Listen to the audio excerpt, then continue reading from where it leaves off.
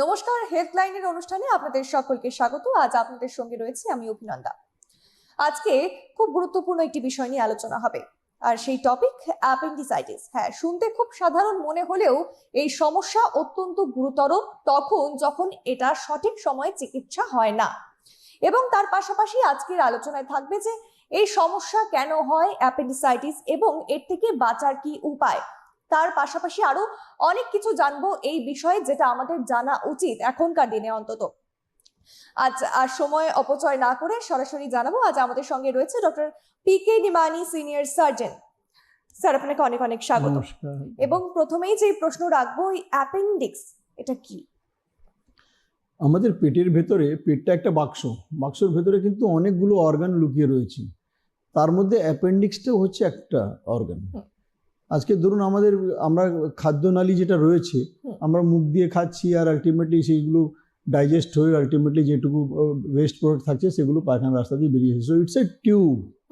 এই টিউবের মধ্যেই একটা আউট পাউচিং রয়েছে, সেটা হচ্ছে অ্যাপেন্ডিক্স। অ্যাপেন্ডিক্স একটা বাইরে থেকে একটা টিউবের মতন বাইরে থেকে এক্সট্রা টিউব তার সঙ্গে ঝুলছে, যেটা স্মল ইন্টেস্টিন অ্যান্ড লার্জ ইন্টেস্টিনের জাংশন পয়েন্টে। আচ্ছা, এটা কিন্তু পার্ট অফ লার্জ ইন্টেস্টিন, কিন্তু এটা জাংশন পয়েন্টে রয়েছে।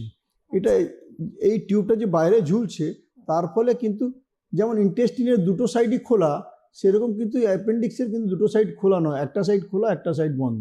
এটাই হচ্ছে এই অর্গানের বিশেষত্ব।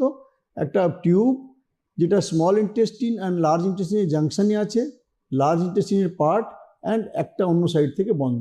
এটা হচ্ছে এই অর্গানের বিশেষত্ব, যেখানে কিছু লিম্ফয়েড ফলিকলস থাকে যেগুলো তার বিশেষত্ব। আর তাছাড়া এর বেশি কিন্তু অ্যাপেন্ডিক্সের ব্যাপারে আমাদের খুব বেশি কিছু জানা নেই।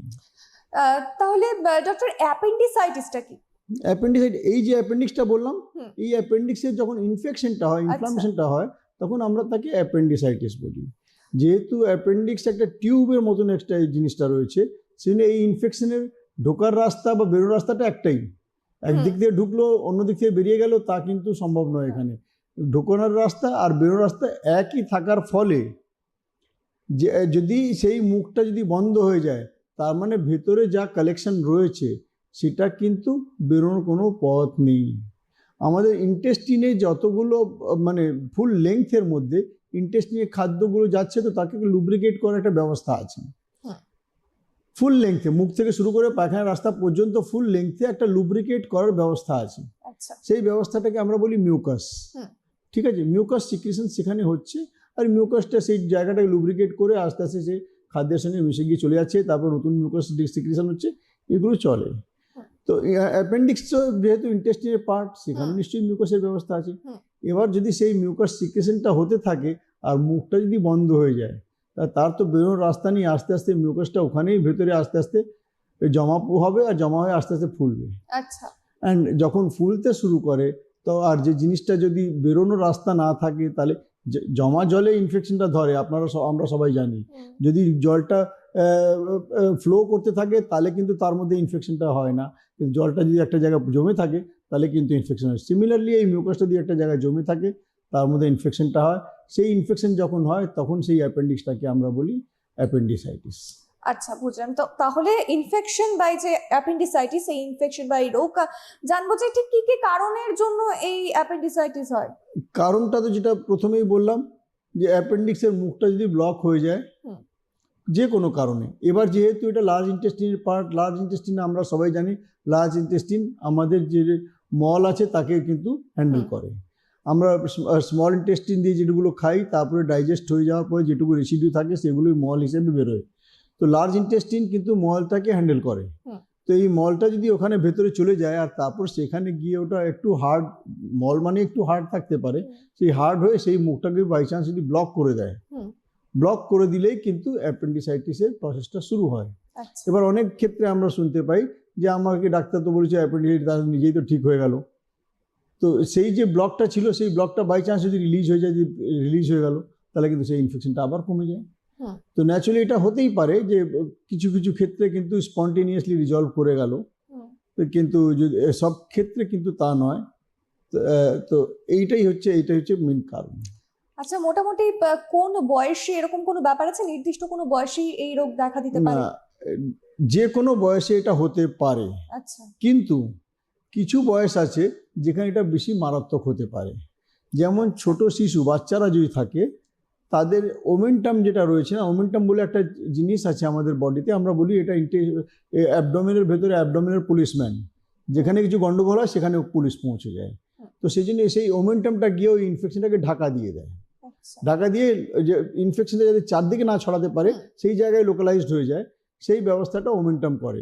বাচ্চাদের মধ্যে ওমেন্টামটা খুব ছোট থাকে, তারপরে সেটা ওখান পর্যন্ত পৌঁছতে পারে না, তার ফলে কিন্তু ইনফেকশন খুব তাড়াতাড়ি ছড়িয়ে যেতে পারে। সেই জন্য বাচ্চাদের মধ্যে কিন্তু নেগলেক্ট হলে কিন্তু সাংঘাতিক পরিস্থিতি তৈরি হতে পারে। আর সিমিলারলি যারা বয়স্ক লোক, খুব মানে মানে সিনিয়র লোক, সিনিয়র সিটিজেন যারা রয়েছেন, বয়স্ক লোক যারা রয়েছেন, তাদের মধ্যে যেহেতু তাদের ইমিউনিটি পাওয়ারটা অনেকটাই কমে যায়, তার ফলে সেখানেও কিন্তু সেই জিনিসটা বডির যে ন্যাচারাল মেকানিজম, যে জিনিসটাকে লোকালাইজ করার, সেই মেকানিজমটা ফেল করে যায়। তার ফলে ওখানে কিন্তু পেরিটোনাইটিস হওয়ার সম্ভাবনা বেশি। আর পেরিটোনাইটিস হলে কিন্তু পেশেন্টের আউটকামটা খুব বাজে হতে পারে, ফেটাল হতে পারে, পেশেন্ট মারা যেতে পারে। সেই জন্য বাচ্চা আর বুড়ো এই দুটো বয়সের মধ্যে কিন্তু ফেটালিটির রেটটা অনেক বেশি। আর মাঝবয়সী লোক যারা রয়েছেন তাদের মধ্যে কিন্তু জিনিসটার ফেটালিটির সম্ভাবনা একটু কম। আচ্ছা, মোটামুটি কি কি লক্ষণ দেখলে বোঝা যাবে বা রোগী বুঝতে পারবে সেও এই ইনফেকশনে আক্রান্ত? না, প্রথম জিনিসটা তো যেটা হচ্ছে ব্যথা, আচ্ছা পেন। অ্যাপেন্ডিসাইটিসে একটা পেন হয়, আর পেনের ফিক্সড ক্যারেক্টার কিছু নেই, কিন্তু মেজরিটি কেসে যেটা আমরা দেখতে পাই, প্রথমের দিকে পেনটা নাভির চারদিকে শুরু হয়, আর তারপরে আস্তে আস্তে গিয়ে পেটের ডান দিকে লোয়ার পার্টে গিয়ে সেটেল করে যায়। আচ্ছা তো এটা হচ্ছে পেনের কমন প্রেজেন্টেশন। আচ্ছা, মানে ফার্স্ট সিম্পটম এটা কি বলা যায়? তার সঙ্গে যেটা হচ্ছে additionally, depending on the severity of the disease, পেশেন্টের নশিয়া হতে পারে, বমি বমি ভাব থাকতে পারে, কনস্টিপেশন ডেভেলপ করে যেতে পারে, পেশেন্টের জ্বর আসতে পারে। বয়স্ক লোক যারা, খুব বয়স্ক যারা রয়েছেন, তাদের কনস্টিপেশন বা পেচ্ছাপ আটকে যায়, এইসব সমস্যাগুলো হতে পারে। These are the common symptoms. কিন্তু কমনেস্ট হচ্ছে পেন, তার সঙ্গে ফিভার, নশিয়া, ভমিটিং, এগুলো হতে পারে।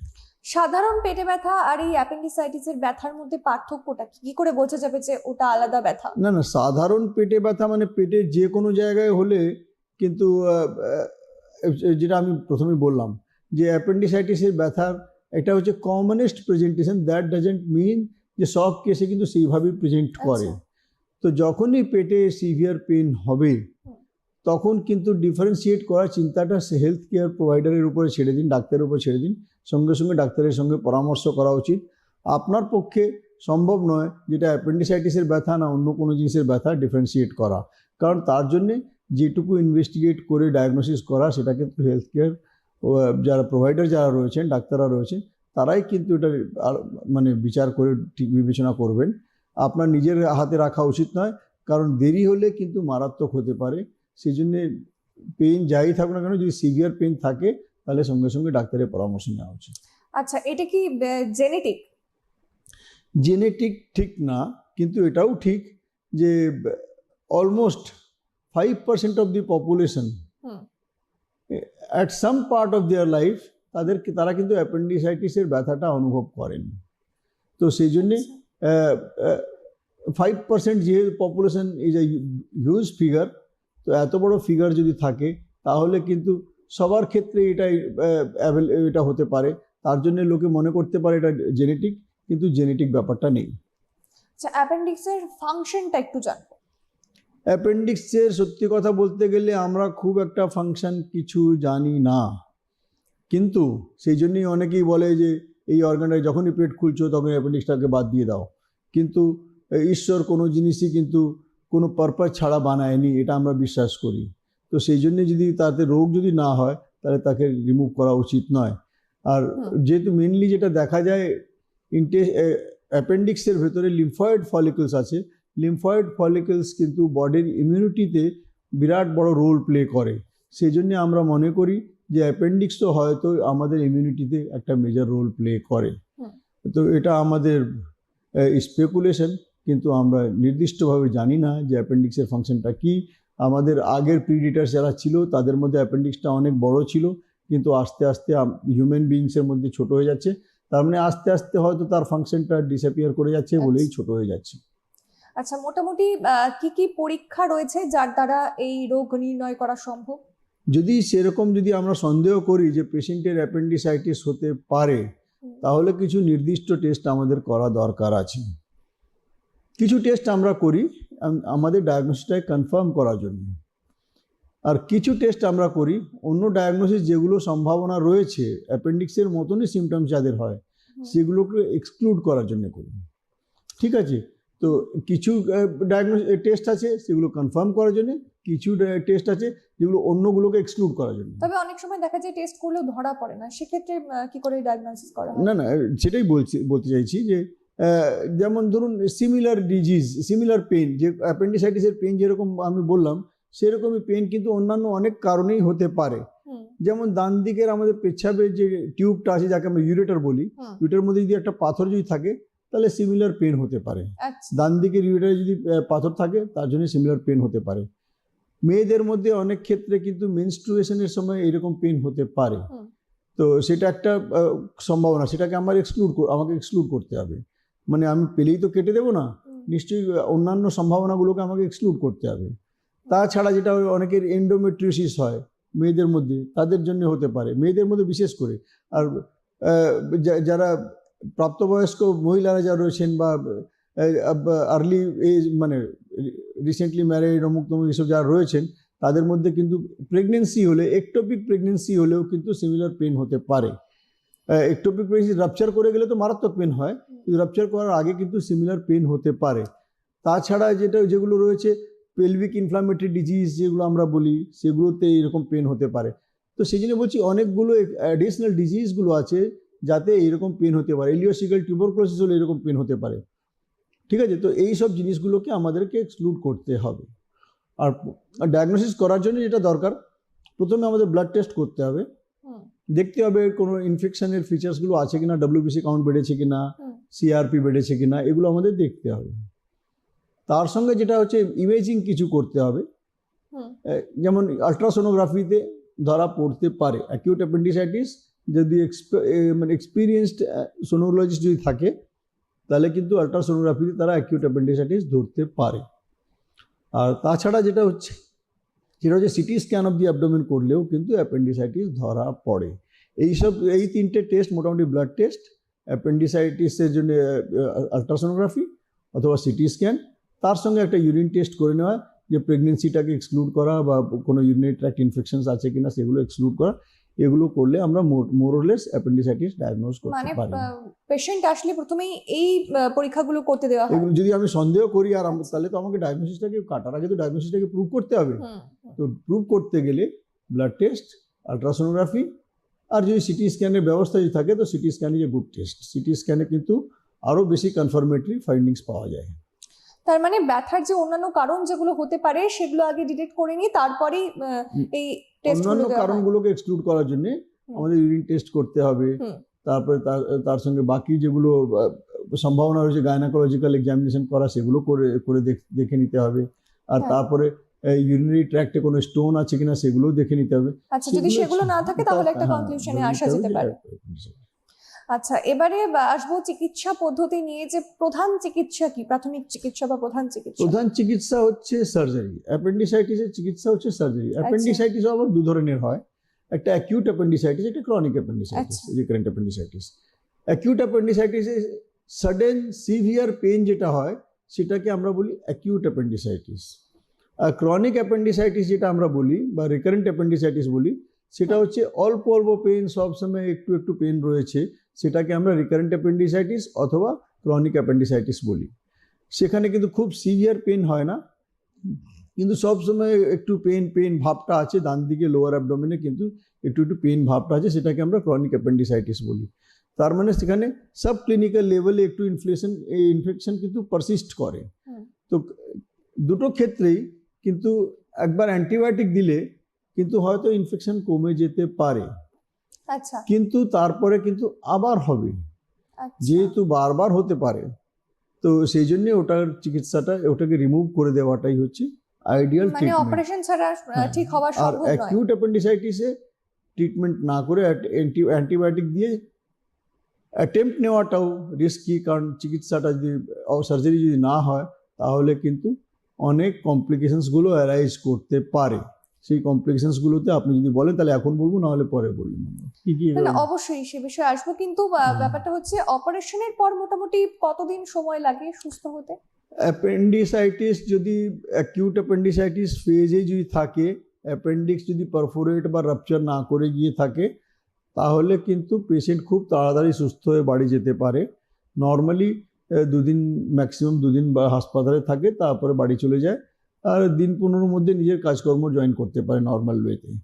আর ল্যাপ্রোস্কোপিতে যদি করা হয় তাহলে কিন্তু সপ্তাহখানেকের মধ্যে লোকে নিজের কাজে ফিরে যেতে পারে। তার মানে আপনি বলতে চাইছেন যে অপারেশনটা খুবই এসেনশিয়াল। তাহলে সেক্ষেত্রে ইমিউনিটির যে কার্যকারিতা সেটার কি হবে? ইমিউনিটি, হ্যাঁ, ইমিউনিটি তো ন্যাচুরালি আপনি যদি সার্জারি করে দিলেন কিন্তু একটা ইনফেকশন ওখানে ছিল, তার ইনফেকশন অ্যাপেন্ডিক্সের মধ্যেই লিমিটেড থাকবে তা তো নাও হতে পারে, একটু এদিক ওদিক ছড়িয়েছে, একটু এদিক ওদিক যদি ছড়িয়ে থাকে তাহলে কিন্তু তার উপরে যেটু রেসিডুয়াল ইনফেকশনটা এদিক ওদিক রয়েছে সেটার উপর তো ইমিউনিটি কাজ করবে আর অ্যান্টিবায়োটিক কাজ করবে। তো কারণ রেসিডুয়াল ইনফেকশনটাকে তো কিল করতে হবে, আপনি একটা সোর্স অফ ইনফেকশনটাকে কেটে দিলেন, বাদ দিয়ে দিলেন, যাতে নতুন করে ইনফেকশন ওখানে না যেতে পারে। কিন্তু যেটুকু চলে গেছে তাকে তো কিল করতে হবে। আচ্ছা, না খানিকক্ষণ আগে আপনি বললেন যে ওটার একটা পার্ট আছে, অর্থাৎ ওটার একটা ফাংশন আছে অ্যাপেন্ডিক্সের, তো সেই অর্থে মানে ইমিউনিটি যেটা, সেটার ব্যাপারে বলছেন তো, ইমিউনিটি যেটা রয়েছে, এই ইমিউনিটি অ্যাপেন্ডিক্সের মধ্যে লিম্ফয়েড ফলিকলস আছে, তার জন্য একটা ইমিউনিটিতে তার রোল থাকতে পারে। তার মানে এই নয় যে appendix is the only organ যেখানে লিম্ফয়েড ফলিকলস আছে। আমাদের বডিতে বিভিন্ন জায়গায় লিম্ফয়েড ফলিকলসগুলো আছে। যেমন আমাদের গলায় যদি আপনি দেখেন টনসিল আছে, tonsil is also body of lymphoid follicles. সেই জন্য আগে কথায় কথায় টনসিল কেটে দেওয়া হতো, কিন্তু আজকালকার ডাক্তাররা কেউ টনসিল বাদ দেয় না, ঠিক আছে। সিমিলারলি আমাদের বিভিন্ন জায়গায় বডিতে লিম্ফ নোডসগুলো আছে, সেগুলো এই রোলটা প্লে করে। স্প্লিন আছে, সেটা এই রোলটা প্লে করে। বডিতে বোন ম্যারো আছে, সেখানে এই রোলটা প্লে করে। সেটা বিভিন্ন জায়গায় আছে যেখানে লিম্ফয়েড ফলিকলস আমাদের বডিতে আছে। তার মধ্যে appendix is one, appendix is not the only one. তাহলে মোটামুটি অপারেশনের পর সুস্থ হতে কতটা সময় লাগতে পারে?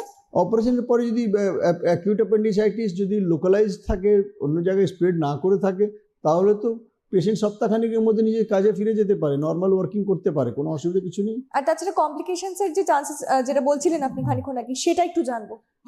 আজকে যদি ধরুন অ্যাপেন্ডিক্সটা, অ্যাকিউট অ্যাপেন্ডিসাইটিস যদি থাকে আর তার সার্জিক্যাল ট্রিটমেন্টটা যদি না করা হয়, তাহলে সেই ইনফেকশন যদি আরো বাড়ে, যেটা আমি বললাম, মুখটা বন্ধ, ভেতরে মিউকাস সিক্রিট হয়ে টিউবটা ফুলে যাচ্ছে, এটা বেলুনের মতন ফুলে যাচ্ছে, আলটিমেটলি ফেটে যাচ্ছে। ফেটে গেলে সেই ইনফেকশন কিন্তু চারদিকে ছড়িয়ে যেতে পারে।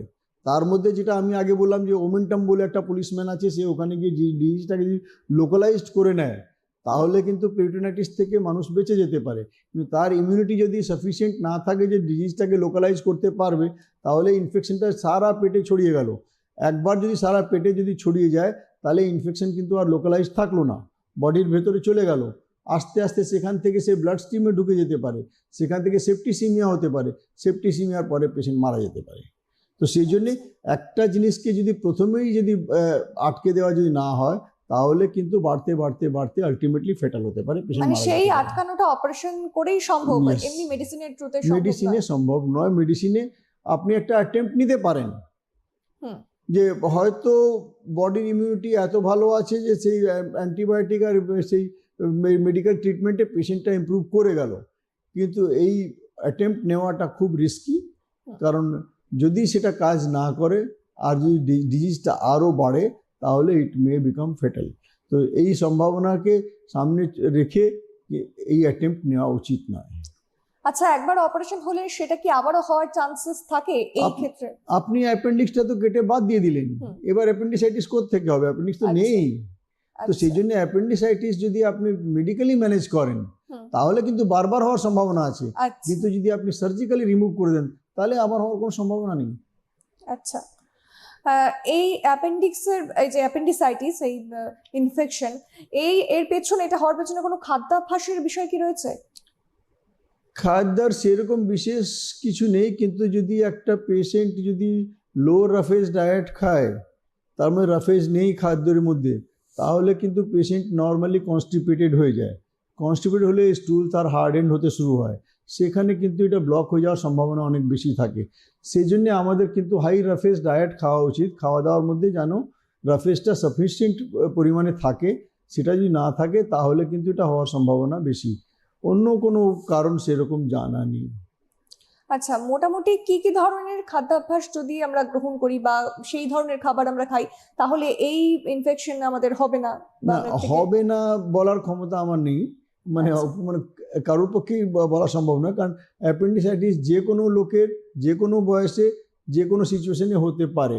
আর কার হবে কখন হবে কেউ বলতে পারে না। কিন্তু যদি খাওয়া দাওয়ার মধ্যে যদি রাফেজ না থাকে তাহলে কিন্তু এটা হওয়ার সম্ভাবনা বেশি। সেই জন্যে আমরা বলি যে খাওয়া দাওয়ার মধ্যে শাক সবজি ফল টল এগুলো বেশি করে খাবেন। কাঁচা ফল যেগুলো আছে সেগুলো খাওয়াটা ভালো। যত আপনি রাফেজ খাবেন তত হওয়ার সম্ভাবনা কম, আচ্ছা, ধরুন কিন্তু এরকম জিরো নয়। ওকে, হ্যাঁ। কারণ হয়ে গেছে অলরেডি, তার অপারেশন হয়ে গেছে এবং সেই সময় সে ঠিকঠাক খাওয়া দাওয়া করছেন, এবং সেই সময় তার কি কি খাবার দাবার খাওয়া উচিত? না, সেই সময় কিন্তু মোটামুটি দুদিন পরেও নর্মালটা খাওয়া দাওয়া করতে পারে। যদি আচ্ছা। অ্যাপেন্ডিসাইটিস ফেজি বার্স্ট করার আগে যদি চিকিৎসা তার হয়ে থাকে, অপারেশন হয়ে গিয়ে থাকে, তাহলে কিন্তু দুদিন পরে সে নর্মাল খাওয়া দাওয়া করতে পারে, তার জন্য কোনো কিছু আটকায় না। One can have normal diet, operation আগে যেরকম খেত সেরকমভাবেই খেতে পারে। আচ্ছা, আরেকটা প্রচলিত কথা রয়েছে যে যারা সাইক্লিং করে তাদের অ্যাপেন্ডিক্স হওয়ার চান্সেস অনেকটা হাই। এটা ভুল ধারণা, কোনো এর সাথে কোনো রকম কোনো রিলেশন নেই, সাইক্লিংয়ের সঙ্গে কোনো রিলেশন নেই। ইনফ্যাক্ট আমি বলবো যত ফিজিক্যাল অ্যাক্টিভিটি করবে তত ভালো। আচ্ছা, তাহলে মোটামুটি আর কোনো এরকম কোনো কিছুই নেই যে যার দরুন এটা হতে পারে? এই খাদ্যাভ্যাস খানিকক্ষণ আগে আপনি যেটা বললেন যে খাদ্যাভ্যাসের সঙ্গে বলছি তো, খাদ্যাভ্যাসের সঙ্গে কোনো সম্পর্ক নেই। না, শুধু একটাই জিনিস, যেটা হচ্ছে খাওয়া দাওয়া যদি রাফেজটা ভালো পরিমাণে থাকে তাহলে কিন্তু ইন্টেস্টিনের মুভমেন্টস ভালো হয়, তাহলে ওটা আটকে যাওয়ার সম্ভাবনা কম থাকে। যদি রাফেজ কম থাকে তাহলে ইন্টেস্টিনের মুভমেন্টটা একটু কম থাকে, কম থাকলে কিন্তু আটকে যাওয়ার সম্ভাবনা একটু বেশি থাকে। আচ্ছা, তো সেটাই, সেই জন্য খাওয়া দাওয়ার মধ্যে রাফেজ যদি সাফিসিয়েন্ট পরিমাণে থাকে, জল যদি একটা লোক বেশি করে খায়, তাহলে কিন্তু আটকে যাওয়ার সম্ভাবনা খুবই কম। তাহলে আমাদের খাবার দাবারের পাশাপাশি লাইফস্টাইলে কি কি চেঞ্জেস আনলে পরে এই সমস্যা থেকে খানিকটা দূরে থাকা সম্ভব হবে? সত্যি কথা বলতে গেলে অ্যাপেন্ডিসাইটিস এমন একটা জিনিস, তার লাইফস্টাইলের সঙ্গে খুব একটা রিলেশন নেই।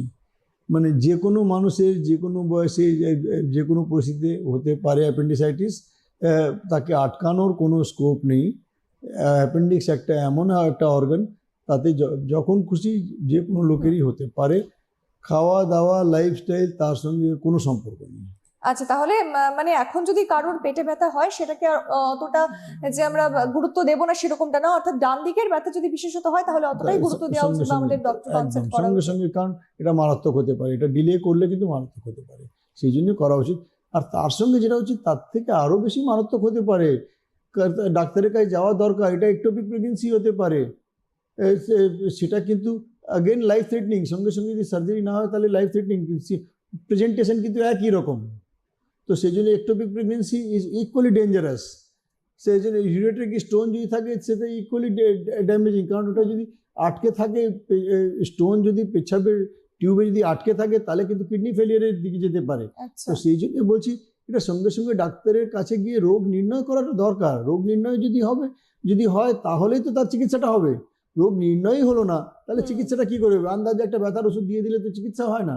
তো সেই জন্যই যদি সেরকম সিভিয়ার পেন হয় তাহলে কিন্তু সঙ্গে সঙ্গে ডাক্তারের পরামর্শ নেওয়া উচিত। ডাক্তারই সঠিক কথা বলবে যে তার কি রোগ হয়েছে আর তার কি চিকিৎসা দরকার। হ্যাঁ, এরকম অনেকে রয়েছেন যারা খানিকটা ব্যথা হলেই পেইন কিলার খেয়ে নেয়, সেটা সেটা কতটা কিন্তু খুব ক্ষতি? বাজে, এটা কিন্তু উচিত নয়। মানে সেলফ মেডিকেশন ইজ ডেঞ্জারাস। কারণ এই যে ব্যথার ওষুধ খেলেন তাতে ব্যথাটা একটু কমে গেল, ব্যথাটা কমে গেলে আপনি আরো দেরি করলেন। যে ট্রিটমেন্টটা আপনার 6 ঘন্টার মধ্যে পাওয়া উচিত তার জায়গায় আপনি 36 ঘন্টা পরে পৌঁছলেন, by that time appendix rupture হয়ে গেল। আচ্ছা, আপনি খানিকক্ষণ আগে একটি বিষয় বলছিলেন অ্যাপেন্ডিক্স ফেটে যাওয়া, তো এক্ষেত্রে এই বিষয়টা একটু বিস্তারিত জানবো যে এই ফেটে যাওয়া বিষয়টা আসলে কি, কেন ঘটে, কোন সময় গিয়ে ফেটে যায়? এবার যেটা বলি, আমি প্রথমেই বললাম যে অ্যাপেন্ডিক্স হচ্ছে লার্জ ইন্টেস্টিনের পার্ট। লার্জ ইন্টেস্টিন তো আমাদের মলটাকে হ্যান্ডেল করে, ঠিক আছে? তো অ্যাপেন্ডিক্সের ভেতরে যে কন্টেন্টটা আছে তার মধ্যেও কি মলের কিছু অংশটা রয়েছে। এবার অ্যাপেন্ডিক্সের মুখটা বন্ধ হয়ে গেছে, অন্যদিকে টিউব ক্লোজড, মাঝখানে কিন্তু মিউকাস সিক্রেশন হচ্ছে, তার মধ্যে কিছুটা মলের পার্টটাও আছে। ঠিক আছে, তো সেই জিনিসটা আস্তে আস্তে যখন সিক্রিশন হচ্ছে বেরোতে পারছে না, আস্তে আস্তে ফুলছে, ফুলতে ফুলতে হঠাৎ আর যেমন বেলুনের মধ্যে জল যদি বেশি দেন আলটিমেটলি বেলুনটা ফেটে যায়। তো যে টিউবটা ছিল, tube had turned into balloon, এবার বেলুনটা আলটিমেটলি ফেটে গেল। ফেটে গেলে কি বেরোবে ওখান থেকে? যেটা তার কন্টেন্ট থাকবে সেটাই তো বেরোবে। সেই কন্টেন্ট হচ্ছে মল, কন্টেন্ট হচ্ছে ইনফেক্টেড মেটেরিয়াল। তার মানে সেই ইনফেক্টেড মেটেরিয়াল যখন একটা এত বড় কেউটি, আমি বললাম পেটটা একটা আমাদের একটা বক্সের ভেতর অনেকগুলো অর্গান সাজিয়ে রাখা আছে, সেটা কিন্তু যেই মুহূর্তে ফেটে গেল তখন তার লিমিট কিছু নেই, সে কিন্তু চারিদিকে ছড়িয়ে গেল। চারিদিকে ছড়িয়ে গেলে যতগুলো অর্গানের কন্ট্যাক্টে আসছে সব কটার মধ্যে ইনফেকশনটাকে ছড়িয়ে দিচ্ছি। আচ্ছা, তার মধ্যে কিছুটা ব্লাডের মধ্যেও চলে যাচ্ছে, তখন যদি ব্লাডের মধ্যে চলে যাওয়াটাকে আমরা সেপ্টিসিমিয়া বলি। আর ব্লাডের মধ্যে যে মুহূর্তে ঢুকলো তখন সেই অ্যাবডোমেনের এই বক্সটাও লিমিট তার থাকলো না, অন্য বক্সে চলে গেল, থোরাক্সে চলে গেল, অন্য জায়গায় চলে গেল। ব্লাড তো সারা শরীরে ফ্লো করছে, তার মানে ইনফেকশনটা চারদিকে চলে যেতে পারে, লাংসে চলে যেতে পারে, ব্রেনে চলে যেতে পারে, সব জায়গায় যেতে পারে। তার মানে এই ইনফেকশনগুলো বিভিন্ন জায়গায় চলে যেতে পারে। আর ইনফেকশন যদি একটা জায়গায় যদি ধরুন রিলিজ হলো, তাহলে ও তৈরি করতে পারে বিভিন্ন জায়গায় ছোট ছোট ছোট যে অ্যাবসেসগুলো তৈরি করতে পারে, মানে পাস পকেটসগুলো তৈরি করতে পারে। এবার বিভিন্ন জায়গায় পাস পকেটস তৈরি হলে যেখানে তৈরি হচ্ছে সেখানকার সিমটমসগুলো দিচ্ছে। তো সেই জন্য এই সিচুয়েশনটা কিন্তু মারাত্মক হয়ে যায়। তখন আমি পেট কেটে যদি ধরুন ওটা পরিষ্কার, ওটা অ্যাপেন্ডিক্সটা বার করে দিলাম, তাতে কিন্তু কাজ হয় না। এতগুলো জায়গায় যেটা ছড়িয়ে সব কটা আমাকে পরিষ্কার করতে হবে। সব কটা পরিষ্কার করার প্রসেসে কিছু একটা বাদ পড়ে যেতে পারে। আচ্ছা, তার মানে কিন্তু সেই ইনফেকশনটা আমার অপারেশন করার পরেও কিন্তু সেটা সারলো না। আচ্ছা, এই যে অ্যাপেন্ডিসাইটিস, এই যে অপারেশন, তারপরে শারীরিক কোনো চেঞ্জেস আসে কি? মানে সেই যে পেশেন্ট যে থাকে, যার এই অর্থাৎ সার্জারি হয়ে যাওয়ার পর তার মধ্যে কোনো রকম পরিবর্তন বা কিছু? রাপচারের আগে না রাপচারের আফটার অপারেশন? আফটার অপারেশন মানে কি রাপচার অ্যাপেন্ডিক্স ফেটে বাদ গেছে, দিয়ে দেওয়ার পর বলছি। বাদ তো দিলাম, কিন্তু বাদটা তো আমি অ্যাপেন্ডিক্স ফেটে যাওয়ার আগেও বাদ দিতে পারি। আচ্ছা, তো অ্যাপেন্ডিক্স ফেটে যাওয়ার আগে যদি বাদ দিই তাহলে শরীরের মধ্যে কোনো রকম কোনো ঘাটতি কিছু হয় না, পেশেন্ট অ্যাবসলিউটলি নর্মাল থাকে, তার কোনো রকম কোনো বডির ভিতরে কোনো ডেফিসিট তৈরি হয় আর যদি ফেটে যাওয়ার পরে না। ফেটে যাওয়ার পরে যেটা হয়, পেশেন্ট একটা সেপ্টিসিমিক ফেজে চলে গেল, তার ফলে বডিতে কোন কোন অর্গানে কি কি ডেফিসিট হবে, কি কি ডেফিসিয়েন্সি থেকে যাবে সেটা বলা খুব মুশকিল। কোন কোন জায়গায় সেই ইনফেকশনটা স্প্রেড করেছে তার উপর ডিপেন্ড করছে সে কতটা রিকভারি হলো। 100% রিকভারি নাও হতে পারে। আর একটা মেজর সার্জারি যদি হয় তখন পেটটা খোলা হলো, তারপর সেখানে ইনফেকশনটা হলো, সেই ইনফেক্টেড যেখানে উন্ড আছে সেখানে একটা হার্নিয়া হলো, এইসব অনেক কিছুই কমপ্লিকেশনসগুলো হতে পারে একটা মেজর সার্জারির পরে। কিন্তু ফেটে যাওয়ার আগে পর্যন্ত it's a very simple surgery, ফেটে যাওয়ার পরে এটা কিন্তু বিরাট মেজর জিনিসটা হয়ে যায়। আজকে আমরা অত্যন্ত গুরুত্বপূর্ণ একটি বিষয় বুঝলাম, এই অ্যাপেন্ডিসাইটিস এবং অ্যাপেন্ডিক্সের যে পার্ট, একটা ইনফেকশন, এবং যার ফলে আমাদের কি কি সমস্যা হতে পারে এবং কোন কোন বিষয়গুলোকে আমাদের অত্যন্ত গুরুত্ব দেওয়া উচিত। এই যে পেটে ব্যথা, যেটাকে আমরা অনেক সময় গুরুত্ব দিই না, এবং সেই গুরুত্ব না দেওয়ার ফলে কি হতে পারে, আশা করি আজকের এপিসোড দেখে আপনারা বুঝতে পারলেন। আজকের মতো এই পর্যন্তই। ধন্যবাদ ডক্টর আপনাকে।